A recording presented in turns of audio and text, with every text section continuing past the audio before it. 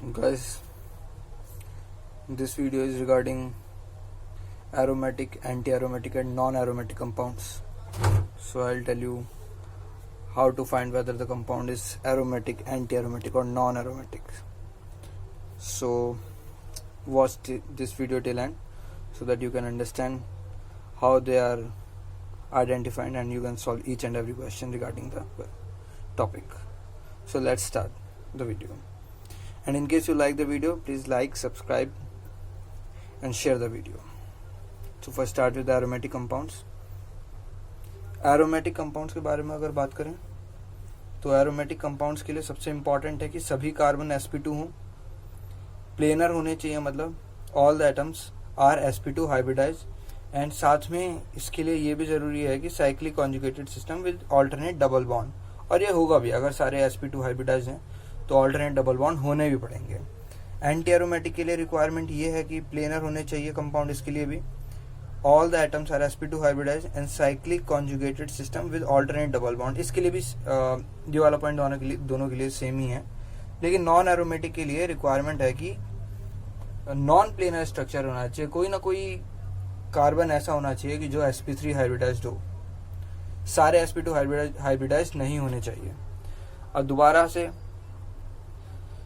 Aromatic compound के लिए फिर रिक्वायरमेंट ये होती है कि 4n+ pi electrons are present, इसके मल्टीपल में इलेक्ट्रॉन प्रेजेंट होने चाहिए। 4n+ पाई के 4n+2 पाई के मल्टीपल में इलेक्ट्रॉन्स प्रेजेंट होने चाहिए, जैसे कि 2 पाई इलेक्ट्रॉन है, 6 पाई इलेक्ट्रॉन है, 10 पाई इलेक्ट्रॉन है तो चल जाएगा।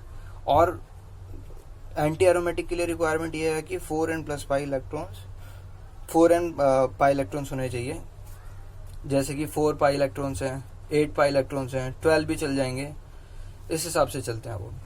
और इसके लिए generally at least 1 atom in the ring is sp3 hybridize, एक तो होना ही चाहिए, एक से ज्यादा हो सकते हैं। मोस्ट स्टेबल साइक्लिक कंपाउंड होते हैं ये लीस्ट स्टेबल साइक्लिक कंपाउंड होते हैं, और ये इन दोनों के बीच में आते हैं। ये ध्यान रखना होगा, ये इंपॉर्टेंट पॉइंट आ जाता है कार्बोकैटायन कार्बन आयन की स्टेबिलिटी के लिए भी, और एसिडिक स्ट्रेंथ जब हम फाइंड करेंगे वहां पर भी इस पॉइंट का काम आएगा। ये सबसे ज्यादा स्टेबल होते हैं एरोमेटिक कंपाउंड्स। अगला इंपॉर्टेंट ये आ जाता है कि एक हेटेरो एटम केवल एक ही लोन पेयर दे सकता है। 1 hetero atom can contribute only 1 lone pair in resonance. दूसरा, in cyclic system double bonded hetero atom do not provide its lone pair of electron in the resonance. ये आगे question जब करेंगे तब ज्यादा क्लियर हो जाएगा, पर फिलहाल इतना ध्यान रखें, आगे क्वेश्चन में clear. If any ring is aromatic then whole compound is considered as aromatic, ये वाली बात भी ध्यान रखना होगा। इसके बाद हम क्वेश्चंस करते हैं, क्वेश्चंस में जो भी डाउट होंगे सभी क्लियर हो जाएंगे। तो गाइस ये क्वेश्चन शुरू करने जा रहे हैं। इस वाले कंपाउंड में देखें अगर, तो इसमें ये वाला कार्बन sp3, ये sp3 ये sp2 सॉरी, और ये भी sp2।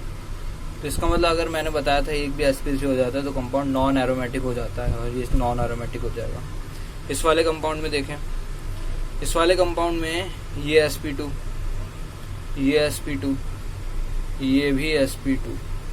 अब इसमें इलेक्ट्रॉन काउंट कर लेते हैं, इसका मतलब ये नॉन एरोमेटिक तो है नहीं। अब इसमें इलेक्ट्रॉन काउंट कर लेते हैं, इसमें इलेक्ट्रॉन, तो एक पाई इलेक्ट्रॉन के एक पाई बॉन्ड के मतलब 2 इलेक्ट्रॉन होते हैं, और प्लस चार्ज जहां भी दिखे वहां पर इलेक्ट्रॉन काउंट नहीं करने। इसका मतलब इस कंपाउंड में है 2 पाई इलेक्ट्रॉन, और 2 पाई इलेक्ट्रॉन का मतलब है ये कंपाउंड हो जाएगा एरोमेटिक। अब इस वाले में देखें जरा, अब ये बिल्कुल सेम वैसा ही है, ये भी sp2, ये भी sp2, ये भी sp2, लेकिन यहाँ पर माइनस है। माइनस का मतलब 2 इलेक्ट्रॉन्स की काउंटिंग होगी, 2 ये और 2 ये, यानी कि 4 इलेक्ट्रॉन हो गए। 4 इलेक्ट्रॉन का मतलब हो जाएगा एंटी एरोमेटिक। अब इस वाले में देखें जरा, इस वाले में ये भी sp2, सारे sp2 कार्बन है यहाँ पर, और sp2 सारे कार्बन हैं, और टोटल पाई इलेक्ट्रॉन्स कितने हो रहे हैं, 2 और 2 4। 4 का मतलब हो गया ये भी हो जाएगा हमारा एंटी एरोमेटिक। अब इस वाले क्वेश्चन को देखें, इस वाले क्वेश्चन में 2 पाई बॉन्ड इधर हो गए, 2 पाई इलेक्ट्रॉन्स इधर हो गए, सारे sp2 हैं, और बस इसमें 2 ही हैं, और 2 हैं, इसका मतलब क्या हुआ, ये हो जाएगा एरोमेटिक, 2 पाई इलेक्ट्रॉन। इस वाले में देखें, इस वाले में अगर देखा जाए तो सारे sp2 हैं, लेकिन पाई बॉन्ड्स इसमें ज़्यादा हैं। पाई बॉन्ड्स इसमें ज़्यादा हैं, 2, 4 और 6, और 6 का मतलब हो जाएगा कि ये है एरोमेटिक। अगला देख, इसका नाम है पायरोल। पायरोल। अब इसमें अगर देखें 2 इलेक्ट्रॉन इसके, 2 इलेक्ट्रॉन इसके और 2 इलेक्ट्रॉन इसके, यानी कि हो गए टोटल 6। 6 का मतलब दोबारा से ये हो गया कि ये है एरोमेटिक। इस वाले में देखें, इसका नाम है फ्यूरेन। फ्यूरेन में 2 इलेक्ट्रॉन 2 इलेक्ट्रॉन 2 इलेक्ट्रॉन, यानी कि 6 पाई इलेक्ट्रॉन, मतलब एरोमेटिक। अब ये वाला देखें, इसका नाम है थायोपीन। 2, 4, 6, ये भी बिल्कुल सेम वैसा ही क्वेश्चन है, और इसमें 6 पाई इलेक्ट्रॉन है, इसलिए ये हो जाएगा एरोमेटिक। अगला वाला, ये एक अच्छा क्वेश्चन है। इसमें बच्चे गलती क्या करते हैं, इसमें बच्चे गिन लेते हैं 2 इलेक्ट्रॉन 2 इलेक्ट्रॉन 2 इलेक्ट्रॉन 2 इलेक्ट्रॉन, 8 गिन लेते हैं, लेकिन इसमें 8 नहीं है, क्योंकि मैंने एक पॉइंट बताया था, उसमें था कि डबल बॉन्डेड हेटेरो एटम कभी भी अपना इलेक्ट्रॉन रेजोनेंस के लिए नहीं देता है।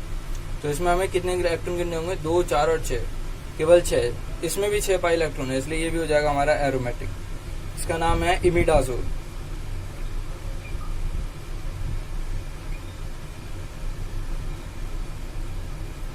अगला वाला देखें, 2 और 2, 4, इसमें 4 है। अब क्योंकि इसमें 4 इलेक्ट्रॉन और सभी इलेक्ट्रॉन से सभी इसमें जो एटम्स हैं वो sp2 हैं, sp2 sp2 sp2 sp2, और क्योंकि इसमें सभी sp2 हैं, इसलिए इसका मतलब ये हो जाएगा हमारा एरोमेटिक, एंटी एरोमेटिक, क्योंकि इसमें 4 पाई इलेक्ट्रॉन है। अब अगला ये वाला क्वेश्चन देखें जरा, ये बहुत सिंपल क्वेश्चन है। इसमें साफ दिखाई दे रहे हैं बेंजीन रिंग है, और बेंजीन रिंग के ऊपर ये लगा हुआ है, इसका मतलब ये एरोमेटिक होना ही चाहिए। और दूसरी देखा जाए तो इसमें 2, 4 और 6 इलेक्ट्रॉन्स हैं, इसलिए। अगला वाला क्वेश्चन देंगे, इसमें बच्चे कंफ्यूज होते हैं। मैंने बताया था अगर एक भी रिंग एरोमेटिक है तो कंपाउंड पूरा एरोमेटिक होता है। इसमें हमने देख लिया है कि एक रिंग बेंजीन रिंग जैसी है, इसका मतलब वो एरोमेटिक है। तो लो जी, अगला देखें, इसमें दोनों ही रिंग एरोमेटिक है, और वैसे भी अगर हम देखें 2, 4, 6, 8 और 10 पाई इलेक्ट्रॉन्स आ रहे हैं, 10 पाई इलेक्ट्रॉन का मतलब ये एरोमेटिक ही है। ये ये फिनेंथ्रीन है, और फिनेंथ्रीन है, इसमें तीनों ही रिंग एरोमेटिक है। तो इसमें 14 इलेक्ट्रॉन है, देखा भी जा सकता है, 14 पाई इलेक्ट्रॉन है, इसका मतलब ये भी एरोमेटिक है। 16 नंबर क्वेश्चन को देखें। 16 नंबर क्वेश्चन में हमें दिखाई दे रहा है कि ये है एक बाइफिनाइल, और इसमें दोनों ही रिंग एरोमेटिक हैं, तो इसका मतलब ये कंपाउंड भी एरोमेटिक हो जाएगा। क्वेश्चन नंबर 17, क्वेश्चन नंबर 17 में देखें, अगर 2, 4, 6 सारे sp2 हैं और 6 इलेक्ट्रॉन है, इसका मतलब ये भी एरोमेटिक हो जाएगा। अगला क्वेश्चन आप ट्राई करें। ये क्वेश्चन अच्छा क्वेश्चन है, इसमें थोड़ा लगता है क्या करें इसमें, क्योंकि हमें दिख रहा है कि इलेक्ट्रोनेगेटिव ज्यादा है ऑक्सीजन कार्बन से, तो इस पर तोड़ें और इस पर बनाए एक नेगेटिव और यहाँ पर बनाए एक पॉजिटिव। जब ऐसा बना लें तो उसके बाद इसे ये फिर ये नॉर्मल क्वेश्चन जैसे ही हो गया, इसे सॉल्व कर दें। 2 और ये sp2 है, इसका मतलब ये हो जाएगा एरोमेटिक। अगले क्वेश्चन को इसमें भी यही काम हो जाएगा, इस पर माइनस बनाए, इस पर प्लस बनाए। अब देखें इसे 2, 4, 6 और 8, इसका मतलब ये हो जाएगा एंटी एरोमेटिक।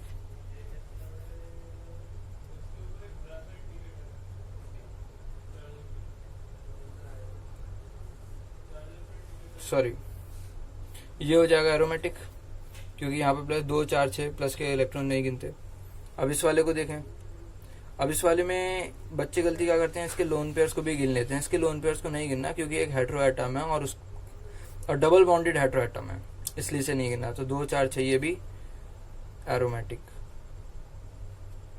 अगला वाला देखें, ये वाला देखें, ये भी दोबारा बिल्कुल वैसा ही क्वेश्चन है, और इसमें भी 2, 4 और 6 इलेक्ट्रॉन हो जाएंगे, तो इसे हम एरोमेटिक ही कहेंगे। अब ये वाला क्वेश्चन देखें, ये एक अच्छा क्वेश्चन है, दोबारा एक्चुअली एक एक्सेप्शन है ये।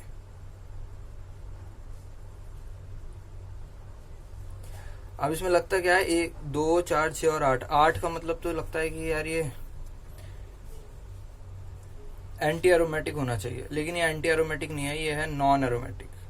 और इसका रीजन ये है कि 8 एजुलिन ऐसे रहता ही नहीं है, ये प्लेनर होता ही नहीं है, ये ऐसी फॉर्म में रहता है, टब शेप में रहता है ये, जो कि एक नॉन प्लेनर स्ट्रक्चर है, इस वजह से ये नॉन एरोमेटिक कंपाउंड। अब ये वाला स्ट्रक्चर, ये 10 एजुलिन है, ये दोबारा से ये भी नॉन एरोमेटिक ही होता है, दिखने में लगता है कि एरोमेटिक होगा, लेकिन ये नॉन एरोमेटिक होता है क्योंकि इसमें ट्रांस हाइड्रोजन में रिपल्शन होता है, इस वजह से ये नॉन एरोमेटिक हो जाता है, ये भी प्लेनर स्ट्रक्चर नहीं है। अब इस वाले क्वेश्चन को देखें, ये बड़ा इंपॉर्टेंट क्वेश्चन है, कई बार पूछता है कि बॉन्ड टूटेगा तो कार्बोकैटायन कहाँ बनेगा, कार्बन आयन कहाँ बनेगा, तो ये भी हमें एरोमेटिसिटी और एंटी एरोमेटिसिटी से ही डिसाइड करना होता है। अब देखें, अगर इधर बनता है अगर प्लस और अगर इधर बनता है माइनस, तो इस वाली रिंग में हो जाएंगे 2 और 2 4 कार्बन, और ये हो जाएगी नॉन एरो, ये हो जाएगी एंटी एरोमेटिक, और ये हो जाएगी 2 और 4, ये हो जाएगी एरोमेटिक। ये वाली रिंग हो जाएगी 2 4, ये भी हो जाएगी एंटी एरोमेटिक। तो ये स्ट्रक्चर एकदम अनस्टेबल हो जाएगा। तो हमें करना कुछ ऐसा होगा कि दोनों एरोमेटिक बन जाएं। ऐसा करने के लिए इस पर बनाया अगर हम माइनस और इस पर बनाए प्लस, तो इस पर 2 इलेक्ट्रॉन हो जाएंगे, इसका मतलब हो जाएगा ये है एरोमेटिक, और इस पर 2 4 6 इलेक्ट्रॉन हो जाएंगे, इसका मतलब ये भी हो जाएगी एरोमेटिक। तो इसको तोड़ने के लिए यहाँ पर बनाना होगा माइनस और यहाँ पर बनाना होगा प्लस। Thank you. अगर वीडियो अच्छी लगे तो इसे लाइक एंड सब्सक्राइब करें। अगली वीडियो मेरी कार्बोकैटायन की स्टेबिलिटी को लेकर होगी, उसे जरूर देखें।